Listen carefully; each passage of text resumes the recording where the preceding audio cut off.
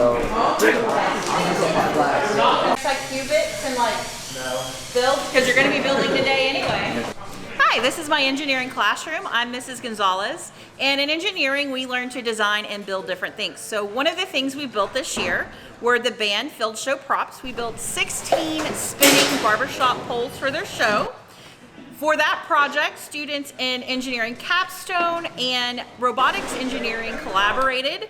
They built a working drivetrain. They learned to use various tools like table saws, angle grinders, jigsaws, drills.